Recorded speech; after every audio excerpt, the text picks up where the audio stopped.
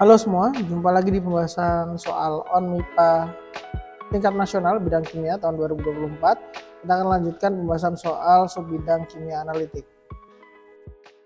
Soal nomor 3, data hasil pemisahan toluan dan benzen dalam suatu sampel dengan metode kromatografi gas yang menggunakan kolom dengan fase diam squalene adalah sebagai berikut. Lebar dasar puncak toluan dan benzen masing-masing 2,2 ini untuk toluan dan 2,3 itu untuk benzen. Resolusi sebesar 0,8 dan jumlah plat teoritis toluan adalah 450 buah. Ini ada 3 pertanyaan ya. Berapa waktu retensi toluan dan benzen? Untuk mendapat resolusi 1,2 maka jumlah plat teoritis rata-ratanya berapa, dan yang terakhir senyawa mana yang terevolusi lebih cepat. Baik, untuk mengerjakan soal ini kita perlu beberapa rumus ya. Nah, ini rumusnya. N ini adalah jumlah plat teoritis, W ini adalah lebar dasar puncak, TR ini adalah waktu retensi. Kemudian R ini adalah resolusi ya. Oke, yang pertama di soal ini kita tulis dulu aja yang diketahui ya. Diketahuinya untuk lebar puncak toluan WT gitu ya, kita namakan WT, toluan adalah 2,2, benzena adalah 2,3. Terus resolusinya adalah 0,8. Terus N dari toluan itu adalah 450. Yang pertama dicari adalah waktu retensi dari toluan dan benzen. Oke. Waktu retensi kita akan pakai rumus ini ya. Kita cari yang toluan dulu. Kenapa toluan dulu? Karena jumlah plat teoritis yang diketahui adalah toluan. Jadi masukin aja ini plat teoritis toluan itu sama dengan 16 dikali TR-nya toluan pangkat 2 per W-nya toluan pangkat 2. Kita masukkan angka-angkanya. 450 ini sama dengan 16 TR toluan kuadrat per W toluan 2,2. 2,2 kuadrat. Oke, dari sini nanti kita akan dapat retention time-nya toluan. Kita masukkan kalkulator ya. 450 dikali 2,2 kuadrat dibagi 16 gini kan. Terus diakar 11,67 ya. 11,67 satuannya menit. Kenapa menit? Karena W-nya dalam satuan menit ya di sini ya. Oke, yang toluan beres. Sekarang kita cari yang benzen, masih retention time ya. Sebentar. Karena di sini kita nggak punya jumlah plat teoritisnya benzen, maka kita akan pakai data resolusi ya. Resolusi ini kan ada waktu retensi juga. Nah, berarti ini RTB ini akan sama dengan waktu retensi dari si toluan, TR-nya T dikurangi TR-nya benzen per setengah kali WT plus WB. Tinggal kita masukin aja angka-angkanya. Resolusinya 0,8. TR toluannya adalah 11,67 minus TR benzen kita nggak tahu, ini 0,5 dikali WT-nya adalah 2,2 tambah WB-nya 2,3. Oke, ini berarti TRB kita akan cari ya pakai kalkulator. Oke, berarti di sini kita akan hitung dulu 0,8 nanti dikali 0,5 pindah ruas ya. Kali 2,2 tambah 2,3 berarti 4,5. 1,8. Oke, berarti TRB adalah 11,67 dikurangi tadi 1,8 tadi. Hasilnya adalah 9,87. 9,87 menit. Oke, beres ya. Untuk yang poin A beres. Sekarang kita beralih ke poin B. Untuk mendapat resolusi 1,2 maka berapa buah jumlah plat teoritis rata-rata yang harus digunakan? Oke, baik. Ini karena kita mencari jumlah plat teoritis rata-rata, berarti kita anggap jumlah platnya toluan itu akan sama dengan jumlah platnya benzen. Kita misalkan sebagai N ya, nanti kita cari ini. Nah, kemudian kalau dari rumus yang ini, yang kiri ini ya, kita akan dapat bahwa TR itu akan sama dengan N kali W kuadrat per 16 di akar. Nah, gini ya. Oke, dapat ya. Nah, sekarang kita masukkan ke rumus resolusi, karena yang diketahui di sini resolusi kan. Kita masukkan R TB berarti TR-nya TR-nya T berarti ini kita tuliskan aja akar, atau ini bisa disederhanakan ya, jadi W per 4. W per 4 akar N, nah gitu. Jadi ini bisa W-nya sih atau 0,25, biar enak aja nih nulisnya 0,25 W akar N. Oke, kita tuliskan 0,25 W-nya T kali akar N dikurangi 0,25 W-nya benzen kali akar N. Kayak gini ya. Yang di bawah adalah 0,5 WT tambah B. Nah, ini kita bisa sedikit menyederhanakan ya. Ini jadinya RTB sama dengan 0,25 akar N-nya kita keluarkan, kita pisahkan. Tersisa dalam kurung WT kurang WB per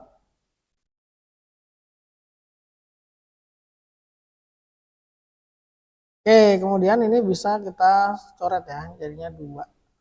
Nah gitu, sekarang kita masukkan angka-angkanya aja. RTB-nya kita maunya 1,2.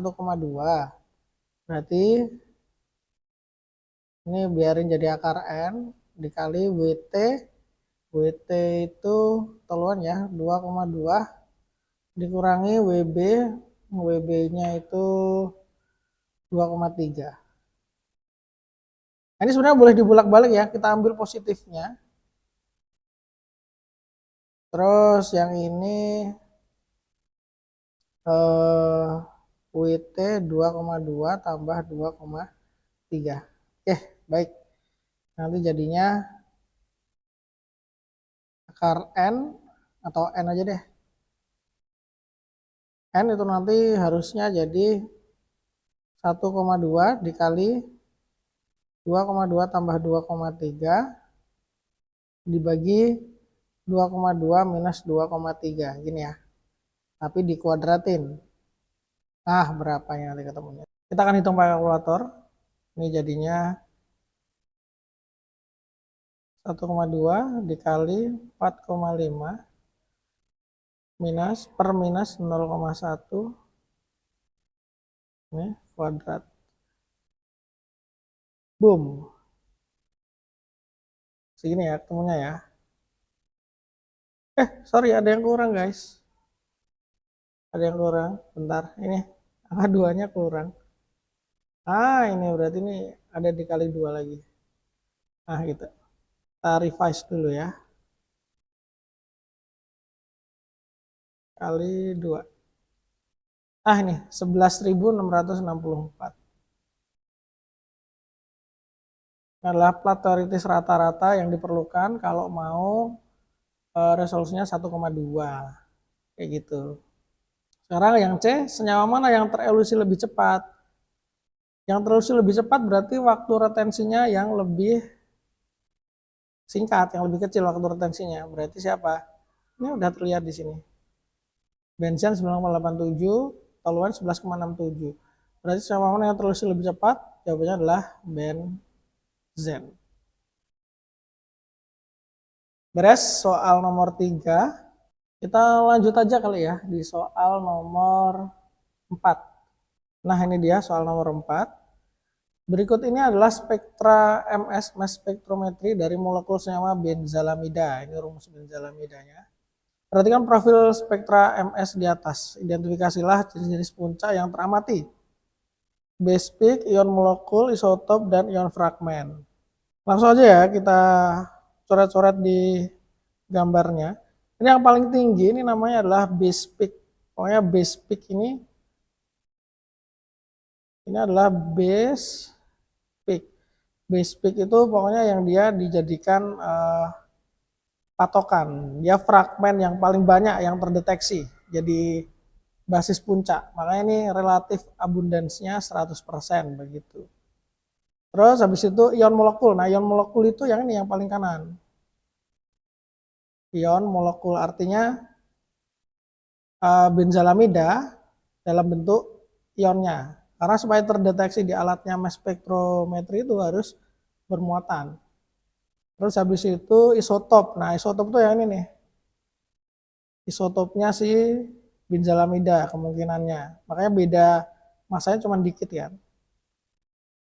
Isotop. Terus fragmen. Nah, ini sisanya nih fragmen ini. Ini pun juga masuk fragmen ya. Fragmen. Seperti itu. Udah sih kalau yang A kayaknya gitu doang ya.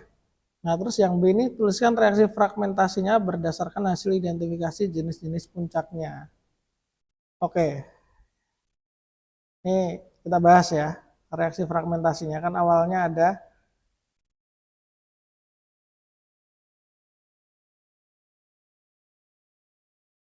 ini benzalamida ya. Ya kemungkinan pecahnya pertama bisa di sini sama di sini yang paling gampang ya. Nah, nanti jadinya kayak gimana tuh? Ini nanti fragmennya pertama ini misalnya gini plus gitu ya. Jadinya ini nanti C6H5 plus gitu.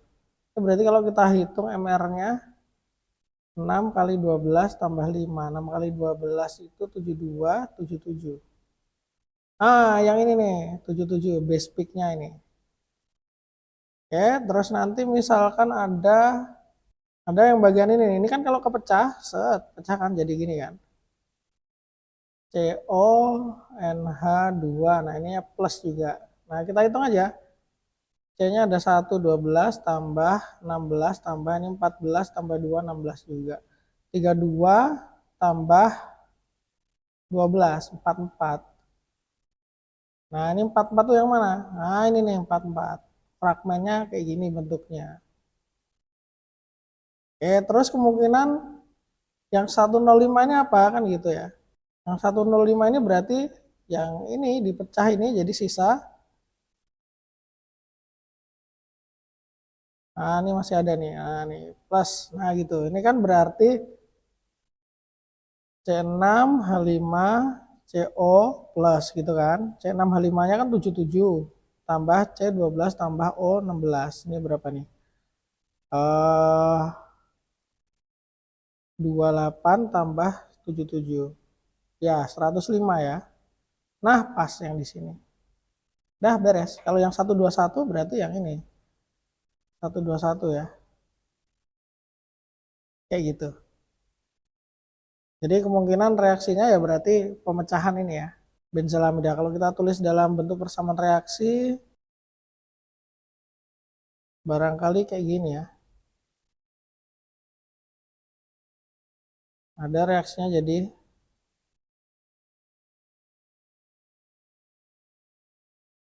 nah gitu tambah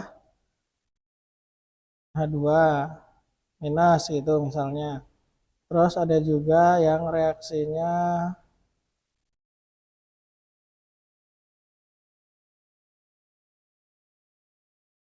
pecahnya di sini jadinya ini. Ya,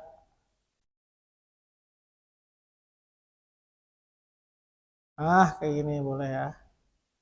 Ya, kurang lebih seperti ini ya. Reaksi fragmentasi yang terjadi. Terus yang terakhir, jelaskan komponen dan bagaimana alat spektrometri massa MS bekerja. Ini biar gampang, kita pakai gambar aja ya. Nah, ini kurang lebih seperti ini skemanya. Jadi di sini sampel dimasukkan, dipanaskan sampai menguap, terus ditembak pakai elektron. Nah, pas ditembak pakai elektron, mereka kan jadi bermuatan dan terpecah-pecah gitu kan kena tembakan elektron kan, ditabrak sama elektron bisa bermuatan dan juga bisa terpecah atau kita sebutnya fragmentasi. Habis itu dipercepat, dilewatkan ke medan magnet, jadi akan terpisah. Ini berdasarkan masanya ya, terus terdeteksi, muncullah puncak-puncak yang di soal tadi. Kurang lebih seperti itu sih. Nah, sepertinya cukup ya soal nomor 4. Kita lanjutkan lagi aja, kita langsung soal nomor 5. Nah, ini masih berhubungan dengan benzalamida nih, rumusnya yang tadi ya. Apabila senyawa benzalamida ini diukur dengan metode proton NMR pada medan 300 MB, 300 MB, mungkin maksudnya 300 MHz ya, MHz. Bagaimanakah profil spektra PNMR yang akan muncul? Nah, ini kan benzalamida kan ini ya, di soal sebelumnya ya. Ini kalau kita gambar, kalau kita gambar semua H-nya gitu kan, atau semua CH-nya ya. Ini ada C, C, C, C, C, C.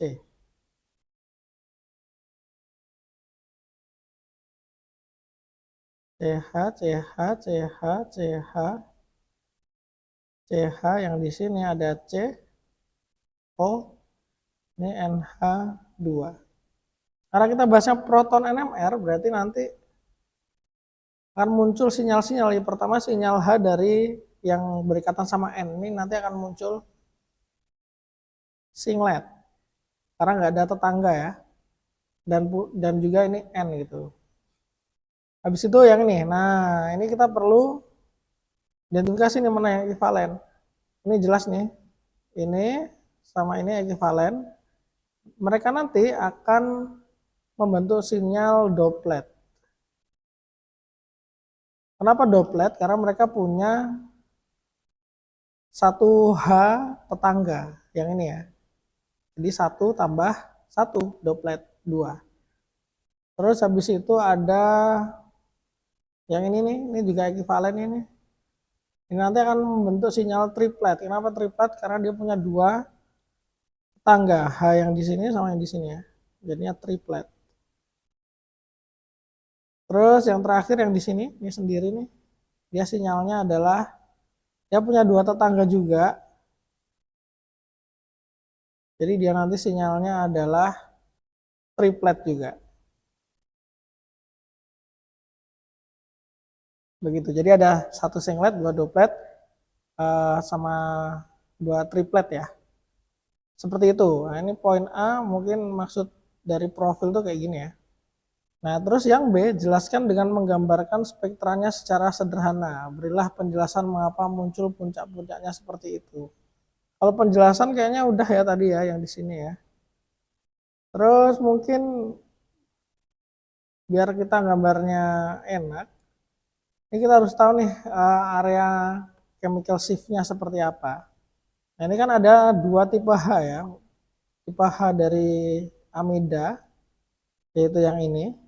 Ini range-nya sekitar 6 sampai 8. Yang aromatik yang di sini nih, ini juga mirip-mirip nih di 6 sampai 8 juga. Nah, berarti nanti sinyal-sinyalnya harusnya mereka berdekatan ya. Jadinya kayak satu sinyal yang multiplet gitu. Kalau digambarkan mungkin kayak gini jadinya. Ada doplet, terus ada triplet, ada triplet lagi, ada singlet. Nah, singletnya ini punya si NH2. Tripletnya ini triplet, doplet punya yang di benzen ini ya. Cuman ini urutannya nggak tahu ya, kan kita nggak ngukur tuh. Ini yang dimana bisa jadi saling bertukar. Jadi intinya mereka ini berada di antara, bisa dibilang sih 6 sampai 8 lah ya. 8 bisa lebih sih. Ya 6 sampai 9 lah. Kayak gitu chemical shift-nya. Oke, mungkin di video kali ini cukup sekian. 3 soal kita bahas ya, nomor 3, 4, dan 5. Thank you sudah menonton. See you on the next video. Dah.